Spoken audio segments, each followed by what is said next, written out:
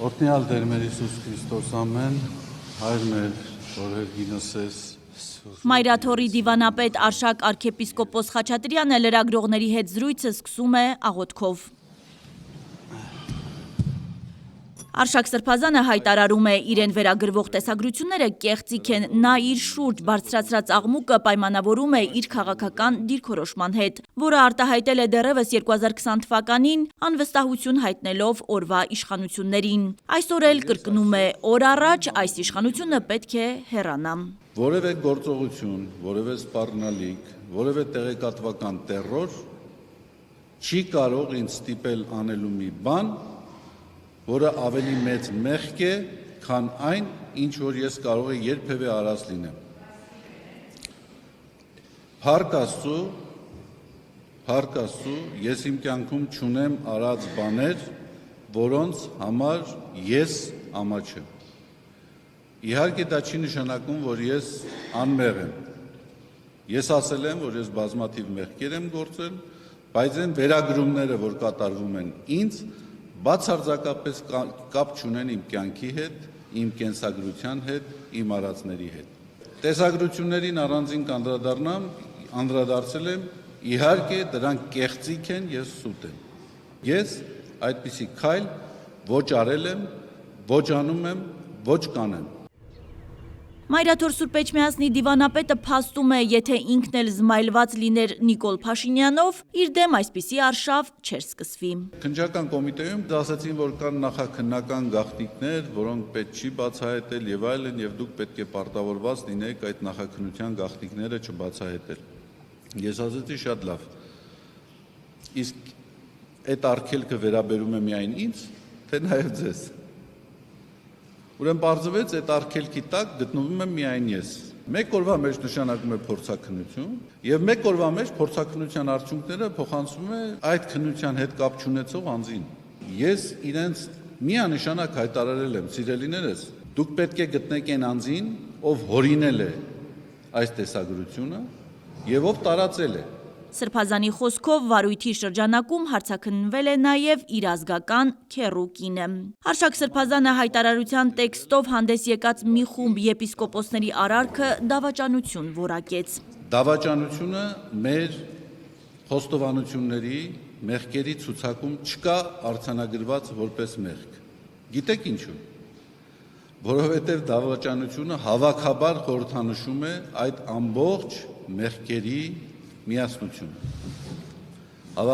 Դավաճանությունը դա ուխտադրժությունն է։ Գիտեք ինչ, ես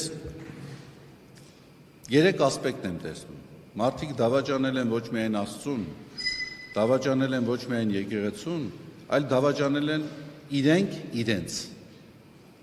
Դավաճանել են այն ամենին, ինչը որ պատկանում է իրենց անցյալին։ Դավաճանում է այն ամենին, որին իրենք հավատում են։ Դա ուղղակի ինքնաժխտում է։ Արշակ arքեպիսկոպոս Խաչատրյանն այս պահին չի դադարեցնի հայ առաքելական եկեղեցում իր ծառայությունը։ Ոչ, ես չեմ պատրաստվում իմ ծառայությունը դիմել դադարեցնելու, միայն այն պատճառով, որովհետև ինչ որ մարդիկ այդպես են ուզում։ Բայց կարող է հասնի պահը, եւ ես զգամ, որ իմ ծառայությունը դադարեցնելը կարող է օգտակար լինել օբյեկտիվ քննություն իրականացնելու, կարող է օգնել, որպեսզի մարդկանց մոտ թյուրիմացությունները դադարեն, եւ եթե ես եմ խանգարող հարցի օբյեկտիվ քննությանը, իհարկե ես ցանկացած լուծումի պատրաստ եմ, բայց դա պետք է ես գնահատեմ, տեսնեմ։ Եվ երրորդը, եկեղեցական իշխանությունը ինքը կարող է գնահատել, դա անհրաժեշտ է թե ոչ։ Արշակ Սրբազանը հայտարարում է, այս իշխանություններն առաջնորդվում են անդրվորովայնային հետաքրքրություններով եւ նրանց թեթև ձեռքով ինտիմ կյանքը դարձել է պետական քաղաքականության առաջնահերթություններից մեկը։ Մենք մեզ մոտ ունենք խոստովանության գաղտնիության ինստիտուտ։ Իրավաբանության մեջ գոյություն ունի անձնական կյանքի իրավունքի գաղտնիության ինստիտուտ։ Ես հողում չեմ անում իրավաբանությանը, որովհետև մենք հոգևորական ենք։ Բայց ինձ համար բացարձակապես անհասկանալի է մարդկանց խոսույթը, որ հոգևորականը իրավունք չունի անձնական կյանքի։ Դա ընդամենը էլեմենտար անգրագիտություն է, անկախ նրանից դա ով է ասում։ անձնական կյանքի իրավունք ունեն բոլորը։ Ոչ իրավական մեկնաբանությունների դաշտում, այլ զուտ հոգևոր ընկալումների դաշտում։ Մենք ինչի համար ենք խոստովանության գաղտնիություն ապահովում։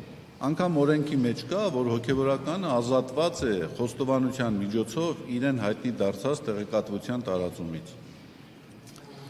Դուք պատկերացնում եք ստեղծվի մի իրավիճակ, երբ որ մարդը ստիպված լինի իր ունեցած ինտիմ հարաբերությունների վերաբերյալ պարզաբանումներ տալ եւ սկսի տալ անուններ, որոնց հետ ունեցել է այդպիսի հարաբերություններ։ Պատկերացնում եք ինչպիսի իրավիճակներ կստեղծվեն։ Մայրաթորի դիվանապետը հարց է բարձրացնում, արդյոք Հայաստանի թիվ 1 խնդիրը եկեղեցականների ենթադրյալ ինտիմ հարաբերություններն են ու ենթադրյալ երեխաները։ Եթե մենք այդ հարցերի սպառիչ պատասխանները ունենանք, մեր երկրի անվտանգությունը ավելի ամուր կդառնա, մեր սահմանները անձեռնմխելի կդառնան, կվերանա հանրային պառակտվածությունը։ Իհարկե ոչ։ Ուղղակի ակնհայտ է, որ այս խնդիրները հրապարակ են բերում խորացնելու համար հանրային պառակտումը։ Առողջ բանավեճ իրականացնելու անկարողությունը այս մարդկանց մղել է այսպիսի կեղտոտ ու անթույլատրելի դաշտ։ Անդրադառնալով հարցին կաթողիկոսը կհեռանա, թե ոչ, Արշակ Սրբազանը պատասխանում է. Կաթողիկոսը ոչ մի հնարավորություն չունի հեռանալու։ Ոչ մի նախադրյալ չեմ տեսնում, որ կաթողիկոսը պետք է հեռանա։ Կաթողիկոսը չի կարող հեռանալ միայն այն պատճառով, որ ինչ որ շրջանակներ, այդ թվում նաև կասկածելի շրջանակներ, որոնց եկեղեցու պատկանելությունը խիստ տարակուսելու է, այդպիսի օրակարգ են առաջ մղել։ Չի կարող հեղանալ նաև այն դեպքում, եթե այդպիսի պահանջ են դրել եպիսկոպոսներ, 10 եպիսկոպոսներ։ Կաթողիկոսին ընտրում է ազգային եկեղեցական ժողովը։ Եվ ազգային եկեղեցական ժողովի որոշումից դուրս կաթողիկոսի ցանկացած նման որոշում, որ ինքը պետք է հեռանա, դա ավելին չի լինի, քան դասալքությունը։ Ի վերջո, որն է այս իրավիճակի լուծումը։ Այսպիսի հալածանքներ, արշավներ տեսել է։ Լուծումը դիմանալն է, դիմադրելն է եւ համբերատարությամբ զինվելն է։ Եվ օգտագործել խելամտորեն այն գործիքակազմերը, որոնք որ կան։ Իհարկե նաեւ դա հավատավոր ժողովրդի, հանրության աջակցությամբ եւ ակտիվ ներգրավվածությամբ։ Ես պատրաստի դեղատոմսեր չունեմ, որ ասեմ այսա անենք, այսա անենք, այսա անենք, սա գլոբալ խնդիր է, միայն եկեղեցու դեմ իրականացվող արշավի խնդիր չէ։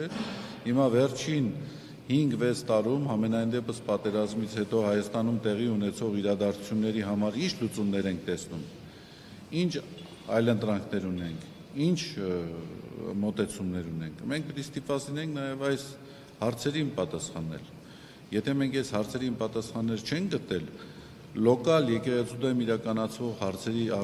հարձակումների դեմ պատասխանները կդժվարանան գտնենք։ Ամփոփելով խոսքը Սրբազանը նշեց եկեղեցին համախմբված է, վեհափառը մենակ չի մնացել, եկեղեցականները համախմբված են վեհափառի շուրջ։ Հասմիկ Վահրադյան, Արմալուր։